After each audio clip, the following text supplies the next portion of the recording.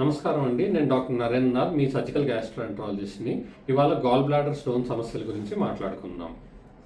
Sir, gall బ్లాడర్లో stones ఉంటే surgery ఎప్పుడు చేయాలి? సో గాల్ బ్లాడర్లో స్టోన్స్ ఉన్నంత మాత్రాన అందరికీ సర్జరీ అవసరం లేదండి. సిమ్టమ్స్ లేనంత వరకు, అంటే అసిమ్టమాటిక్ గాల్ బ్లాడర్ స్టోన్స్ ఉన్నంత వరకు మనం వెయిట్ చేయొచ్చు.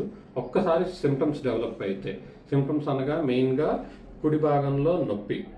సో ఈ నొప్పి ఇక్కడ ఉన్నా సరే, వెన్నుకి వెళ్ళినా సరే, షోల్డర్కి వెళ్ళినా సరే, దాంతోపాటు వామిటింగ్స్, ఫీవర్ వచ్చినా సరే గాల్ బ్లాడర్ ఇన్ఫెక్ట్ అయిందని అనుకోవాలి.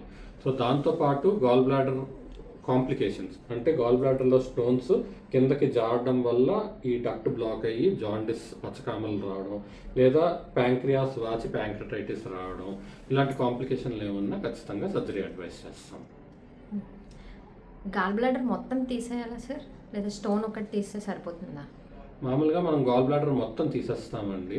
ఎందుకు అంటే, ఒకటి, గాల్ బ్లాడర్ కట్ చేసి స్టోన్ తీసినా సరే గాల్ బ్లాడర్లో మళ్ళీ స్టోన్స్ ఫార్మ్ అయ్యే అవకాశం ఉంటుంది.